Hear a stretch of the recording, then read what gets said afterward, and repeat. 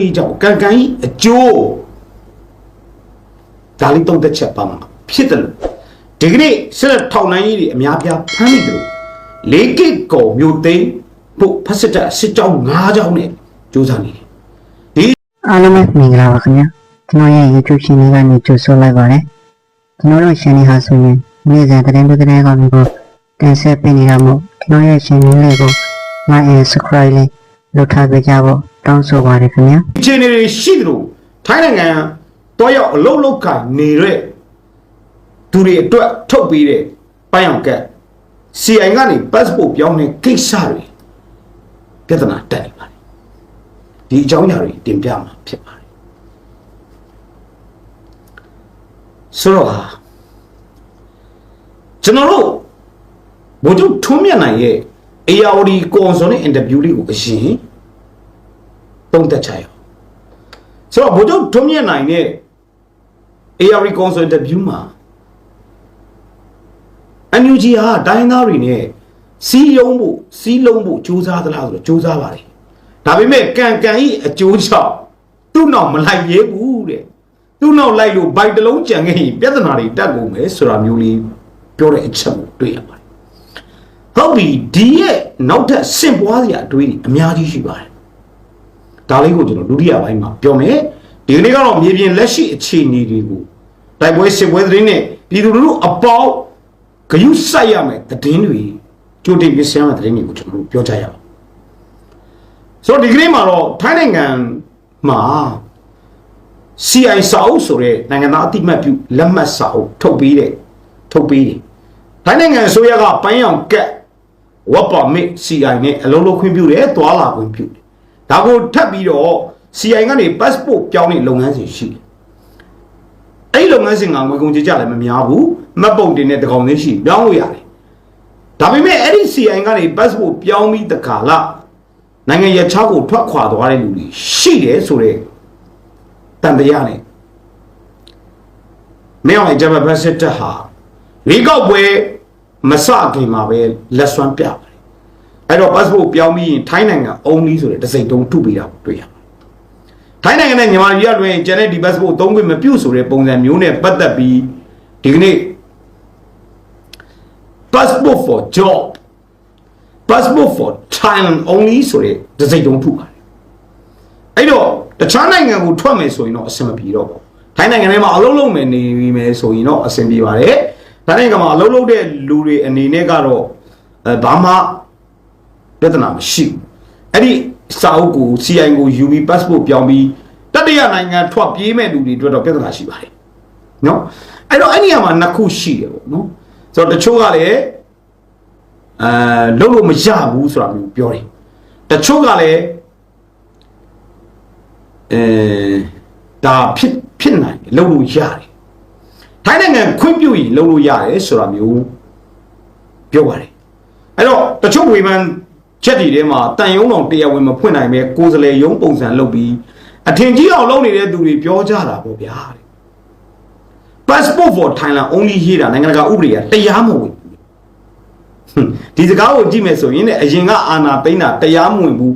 92နာရီစောင့်ဆိုတာမျိုးပြောတာတပုံစံနေပြီတကယ်တမ်းလုပ်လို့ရသလားမရဘူးလား CI ကနေ passport ပြောင်းတဲ့တီးသက်နံပါတ်ကိုနေပြည်တော်က revoke လုပ်ပါ revoke REVOK revoke လုပ်ပြီးနိုင်ငံတကာမှာစက္ကန့်ဖတ်လို့မရအောင်ပိတ်ထားလိုက်လို့ရပါတယ်အဲ့ဒီ passport နံပါတ်တွေကို Thai immigration ရဲ့ database ထဲထည့်ထားလိုက်တာနဲ့ passport တွေကမြန်မာနဲ့ထိုင်းကြားပဲတွာလာလို့ရတော့မှာနိုင်ငံရဲ့အချုပ်အခြာအာဏာနှစ်နိုင်ငံသဘောတူညီချက်နည်းပညာ database ချိတ်ဆက်မှုအပြည်ပြည်ဆိုင်ရာမြို့ပြလေကြောင်းအဖွဲ့အစည်းကိစ္စတွေပါထပ်ပြီးရှင်းလင်းပြရရင်ပိုတိကျမယ်ဒီပါတယ်ဆိုတော့ CI ကနေ PG ပြောင်းတဲ့ကိစ္စနဲ့ပတ်သက်ပြီးသဘောထားတွေအများပြထွက်ပါတယ်ဆိုတော့မာလာဖက်စစ်တပ်ဟာရွေးကောက်ပွဲမတိုင်ခင်မှာလဲနိုင်ငံရေးစီးရေးနိုင်ငံတကာရေးတွေကိုဖိဖိစည်းစည်းကင်တွဲလာတယ်လို့ရွေးကောက်ပွဲပြီးလို့တရားဝင်အစိုးရဆိုပြီးသူ့ကိုယ်သူလုပ်ရင်သူ့ကိုယ်သူကြေညာရင်တော့ဒီထက်ပုံမတင်းကျပ်တဲ့အခြေအနေတွေကိုတော့ရင်ဆိုင်ရမယ်အခုမြန်မာပြည်တွင်းမှာအင်တာနက်သုံးစွဲမှုမရသလောက်အခြေအနေဖြစ်သွားပြီရတဲ့လူတွေရနေတယ်တပတ်မှာ NUG ဆိုရဲ့ ချင်းချုပ်နေပြီပါဆိုတဲ့နေမီဒီမှာလည်းအင်တာနက်အသုံးပြုခွင့်မပေးတော့အဲ့တော့ပြည်သူလူထုကတော့ကျွမ်းတကောင်ကြားတဲ့ကမီဇာပင်တို့ပဲပြောမလားအနေရအစားရအရန်ချက်နေတဲ့အချိန်ကြီးဖြစ်နေဒီစစ်ပွဲကိုပြီးစီဂျင်းနေကြားတဲ့သဘောထားတွေတွေ့ရတယ်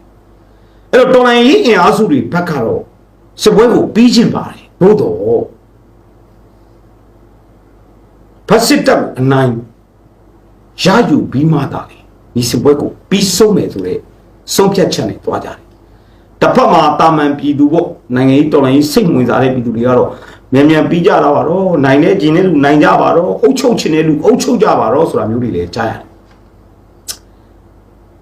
တဖြည်းဖြည်းနဲ့တော့9နှစ်ပြည့်မြောက်တော့မဲ့ကာလနောက်ထပ်4လဆိုရင်9နှစ်ပြည့်ပြီအခု10လပိုင်း17 12 1နှစ်ဖေဖော်ဝါရီနောက်ထပ်2026ဖေဖော်ဝါရီတရက်ဆို9နှစ်ပြည့်9နှစ်အပြည့်ရွေးကောက်ပွဲမလုပ်ခင်မှာတော်လိုင်းတက်တွေကထိုးစစ်နဲ့နေပြည်တော်ကိုဝင်တိုက်နိုင်တဲ့အခြေအနေမျိုးချိန်ချောက်နိုင်တဲ့အခြေအနေမျိုးရောက်ရင်တော့အခြေအနေတွေအကုန်လုံးပြောင်းပြန်ဖြစ်သွားနိုင်ဆိုတော့နိုင်ငံရေးတော်လိုင်းရေးဆိုတာကလည်းမျက်စိတမိလက်တပြက်ပြအများကြီးပြောင်းလဲနိုင်တယ်ရှော့တော့မတွက်ကြတယ်တိုင်းပြည်နဲ့လူလူကန့်ကြမှာရှိပါသေးတယ်တချို့တော်လိုင်းရေးနိုင်ငံရေးနဲ့ပတ်သက်ပြီးအလူငွေခိုးတာတွေဘာတွေညာတွေရှုပ်ချက်ခတ်နေတာကြောင့်ပြည်သူလူထုကစိတ်ပြက်နေတာတော့အမှန်ပဲဘယ်လိုမယူမိမှုဗျဘို့ကျုပ်ထင်မြင်နိုင်ပြောသလိုပဲအတိတ်ကံကံကြီးအကျိုးအတိတ်ကမိမိပြုမှုခဲ့တဲ့အကျိုးဆက်တွေဟာအခုလာပြီးတိုက်လိုက်တာအတိတ်ပြစ္ဆုတ်ပဲအနာဂတ်ရှောင်လွှဲလို့မရဆိုတော့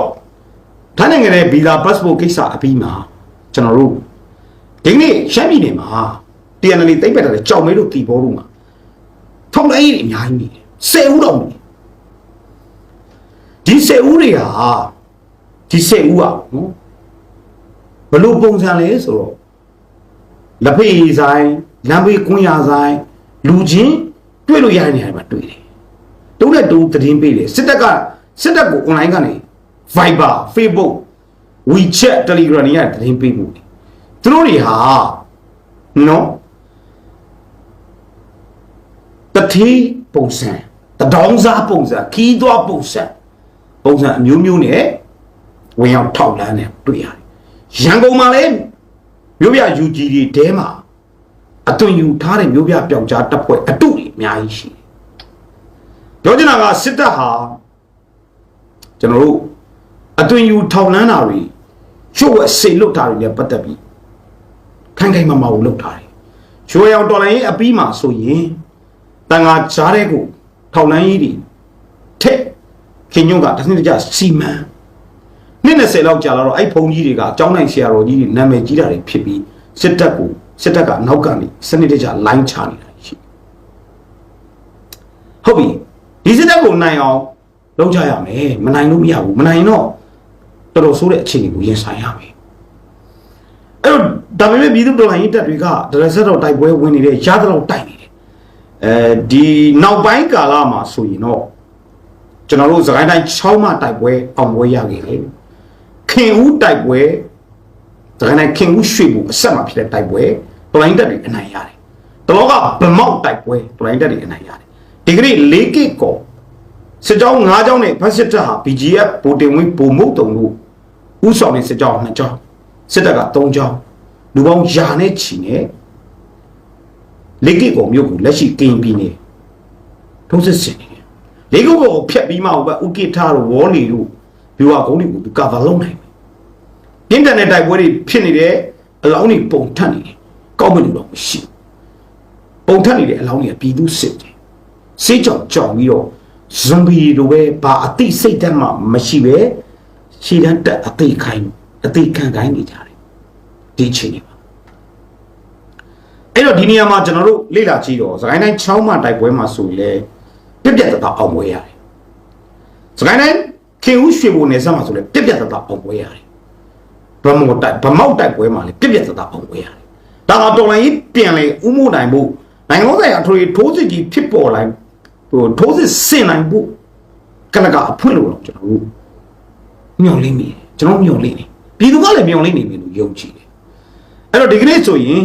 ဇိုင်းတိုင်းခင်ဦးမှာတိုက်ပွဲဝင်နေနေရပါခွေးတွေဝတ်တွေပြီးတဲ့အကြမ်းမဲ့စစ်တပ်ရဲ့အလောင်းတွေကိုလာမကောက်နိုင်မီးတချို့နိုင်ပဲလမ်းမှာပစ်ထားတာပလက်ပလဲပြီးတော့ပုတ်ဆော်လို့နိုင်တယ်ဒါတွေကိုတော်လိုင်းအင်အားစုတွေကနေမြေရှင်းရေးလုပ်ရင်းနဲ့ဒီအလောင်းတွေကိုမြေမြုပ်တချို့ပေးခဲ့ပါတယ်ဒုတိယဗိုလ်မှူးကြီးအဆင့်ပါဝင်အလောင်းအမြောက်အများမြေမြုပ်ပေးခဲ့ရပါတယ်ဆိုတော့စစ်တပ်ကိုမြေမြုပ်ပေးတော့မယ်မြေမြုပ်တင်းကျုပ်ဖြစ်မယ်ဖက်စစ်တပ်ကိုမြေမြုပ်တင်းကျုပ်ဖြစ်မယ်ဆိုတဲ့အတိတ်တပေါင်းနမိတ်ဆောင်တယ်လို့အကြံဉာဏ်ယူဆလို့ရပါတယ်တော်မကြီးအောင်ွက်တဲ့ပြန်လဲဥမော်လာနေပြီဆိုတဲ့အချက်ခိုင်မာလက်ထဲကင်ပြပြီးပြီဖြစ်ပါတယ်$29ဒုတိယလိုင်းပြီးနောက်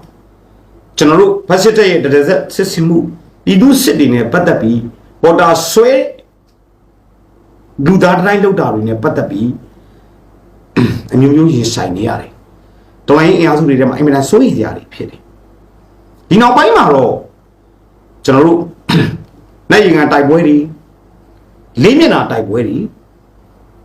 ဗမောက်တိုက်ပွဲတွေခင်ဦးတိုက်ပွဲတွေချောင်းမတိုက်ပွဲတွေနဲ့တော်လိုင်းကြီးဟာပြန်လေခေါင်းထောင်ထွက်လာပါကျွန်တော်အမြဲတမ်းပြောပါတယ်မင်းအောင်မိုင်းဟာတော်လိုင်းကြီးကိုရပ်တန့်အောင်တော့မစွမ်းဆောင်နိုင်တော့ပါသို့တော့အချိန်ဆွဲပြူပါအရာကြည်ဖြုံးလူဖြုံးချွေစစ်ပုံစံတော့သူလုံနေနိုင်တယ်ဆိုတော့ကျွန်တော်တို့တွေ့ရပါတယ်ဒါကိုရှောင်ပြီးတော့ခန်းစစ်ရှင်နဲ့ပြူအမြောက်ပြန်ပြီးစစ်ကစားနိုင်ရင်တော့ကျွန်တော်တို့တော်လိုင်းကြီးကိစ္စတွေနဲ့ပတ်သက်ပြီးတော့လက်နက်ကိုင်တိုက်ပွဲကြီးဟာပြန်လေဥမော်လာမှာဖြစ်ပါတယ်တပတ်မှာနိုင်ငံရေးတိုက်ပွဲဥပဒေတွင်တိုက်ပွဲအစရှိတဲ့တိုက်ပွဲတွေကိုပြန်လဲဆင်နွှဲဖို့ကျွန်တော်တို့မြို့သားညီညွတ်ရေးအစိုးရနဲ့ fundraising တွေကတော့project ပေါင်း30-40လောက်နဲ့စီးနေရှင်းနေကြပါတယ်ဒါတစ်ဖြတ်ထားလိုက်မပြောတော့ပါအဲ့တော့ဒီကနေ့မြို့သားညီညွတ်ရေးအစိုးရနဲ့ပတ်သက်ပြီးအရကတ်တော်အေးဘို့ချုပ်ထွန်းမြတ်နိုင်ရဲ့ interview လေးကိုကျွန်တော်နားထောင်တစ်ဖြတ်လေးပါARI ကိုအောင်ဆိုတဲ့ interview တွေထဲမှာကိုအောင်စောကမေးတယ်တင်ပါလေဘို့ချုပ်ခင်ဗျာတဲ့အန်ယူဂျီအတိုင်းသားတွေနဲ့ပူးပေါင်းဆောင်ရွက်ဖို့တပ်ပေါင်းစုဖွဲ့ဖို့အစရှိတဲ့တိုက်ပွဲဝင်ဖို့မစီလုံးဘူးလားတဲ့မစီလုံးဘူးလားဘို့ချုပ်ထွန်းမြတ်နိုင်အလွန်ရိုးရှင်းစွာဖြေချပါတယ်အန်ယူဂျီအားတဲ့တိုင်းသားတွေကိုမစီလုံးဘူးလားဆိုတော့ဒီစကားတော့မှားပါတယ်သူစီလုံးပါတယ်စီလဲစီယုံပါတယ်ညှိနှိုင်းပါတယ်သို့တော်တဲ့ကံကံကြီးအကျိုးပြတယ်ဟာအတိတ်ကလုတ်ခဲ့တဲ့ဟာတွေကအခုလာအကျိုးပေးနေတာတဲ့လွန်ခဲ့သောကာလတွေမှာဗမာနိုင်ငံရေးသမားတွေကဂရိမတီခဲ့တာတွေကြောင့်အုတ်တိုင်းသားတွေကသိမယုံကြည်ဘူးဆိုတဲ့အခြေအနေမျိုးကိုဘိုးချုပ်ထွန်းနိုင်ဟာပညာသားပါလှစ်ပြလိုက်တယ်လို့ဗမာချင်းရန်ဖြစ်ရင်တိုင်းသားတွေကိုအပြေးလွှားခေါ်ပြီးရင်ဖုတ်ဖက်ကထွက်သွားကြတဲ့အရင်ကာလကအခြေအနေတွေကိုလည်းတိုင်းသားတွေဟာစိုးရိမ်နေရပါတယ်။နောက်ပြီးတော့မြို့သားဒီမိုကရေစီအဖွဲ့ချုပ် NLD လက်ထက်မှာအာဂတ်တတော် AA နဲ့ပတ်သက်ပြီးတော့ပြုမှုခဲ့တဲ့ကိစ္စတွေရဲ့အတိတ်ကံလို့သူကပြောချင်တာလို့လည်းကျွန်တော်ထင်ပါတယ်။နောက်တစ်ချက်ကကျွန်တော်တို့ကရင်နေမြေမှာကရင်ရဲ့အဲ့တော့ကင်းယူဥက္ကဋ္ဌကြီးဗိုလ်ချုပ်မြတ်တယ်ပါသူပြောခဲ့တာမင်းတို့ဗမာတွေက Federal ပြောပြီးတော့ငါတို့နဲ့မင်းတို့နဲ့လောက်ကြကုန်းယုံလို့ကြပြီးတော့မင်းတို့ကအမေရိကန်ထွက်သွားတော့ငါတို့မှာတန်လန်ကြီးဆိုတာမျိုးတွေကြားဘူးပါတယ်ဂရိသစ္စာတည်သောအခါနွယ်မြက်တစ်ပေစေးဘက်ဝင်ဤဂရိသစ္စာမတည်ကြည်ရင်တော့ဘယ်သူမှယုံမှာမဟုတ်ပါဘူးစိတ်ကတွေးတဲ့အတိုင်းပါဇက်ကပြောတဲ့အတိုင်းလက်တွေ့လုပ်ဒါဗုဒ္ဓဟောတဲ့တရားမလုံနိုင်မပြောနဲ့ဒီလိုအခြေခံကျင့်ဝတ်လေးတွေကိုတော့ကျွန်တော်တို့ဗမာနိုင်ငံရေးသမားတွေဂရိတီဖို့လိုအပ်ပြီလို့ကျွန်တော်ယူဆပါတယ်တစ်ဖြတ်ထပ်ပြီးတော့ကျွန်တော်တင်ပြချင်တာကဘိုလ်ချုပ်ထွန်းမြတ်နိုင်ပြောရတဲ့မှာ NUG ကိုကျွန်တော်တို့ကူညီချင်ပါတယ်တဲ့ကူညီချင်ဒါပေမဲ့သူတို့နောက်သိမ့်မလိုက်ရဘူးတဲ့ဘိုက်တလုံးနဲ့ကြံခဲ့မှာဆိုလို့ဆိုဒီစကားချက်ကိုကြည်ချင်းအဖြစ် NUG တွေက NLD အငွေ့သက်တွေကိုတိုင်းသားတွေကစိုးရိမ်နေပုံရတယ်ဆိုတဲ့သုံးသက်ချက်တွေ့ရပါတယ်ကျွန်တော်ဒီသတင်းပြောနေစဉ်တွင်မှာပဲ လက်နက်ကြီးတန်းတွေတပြောင်ပြောင်ချားနေရပါတယ်ကီမီနဲ့လေးခိကောတိုက်ပွဲလေးပြင်းထန်နေပါတယ်ဆိုတော့အာရကတတော်အေးဘူချုပ်ထွန်းမြင့်နိုင်ရဲ့ကံကံဤအကျိုးဆိုတဲ့စကားကိုကျွန်တော်စဉ်းစားရင်လူတစ်ယောက်ဟာကိုစိုက်ပြိုးတာကိုရည်သိမ်းရပါလားအတိတ်ကပြုတ်ခဲ့တဲ့ကံလက်ရှိပြစ္ဆုတ်ပံမှာရက်တည်တဲ့ပုံစံနဲ့အနာဂတ်ဟာလှမ်းပြီးတွက်ကြည့်လို့ရတဲ့အခြေအနေမျိုးကိုတော့နိုင်ငံရေးသမားတွေဗမာနိုင်ငံရေးသမားတွေသဘောပေါက်ကြဖို့လိုတယ်အတိတ်မှာလည်းမှားခဲ့ကြတယ်ဒါကိုလည်းဝင်မခံပြစ္ဆုတ်ပံမှာလည်းထပ်မှားနေအောင်ပဲဒါဆိုရင်တော့အနာဂတ်မှာခမရတို့ဘလူညီညွတ်ရေးမှတိဆောက်လို့ရမှာမဟုတ်ဘူးလို့ပြောချင်ပါတယ်စစ်နိုင်တိုက်နေဆိုရင်ညီညွတ်ရေးနဲ့တပ်ပေါင်းစုမတိဆောက်ဘဲနဲ့စစ်နိုင်ခြင်းနံပါတ်1ရိုးသားရမယ်နံပါတ်2ညီညွတ်ရေးတပ်ပေါင်းစုတိဆောက်ရမယ်နံပါတ်3တော်လှန်ရေးကိုတော်လှန်ရေးနဲ့တူအောင်လုံမှရပါလိမ့်မယ်အားလုံးကျေးဇူးတင်ပါတယ်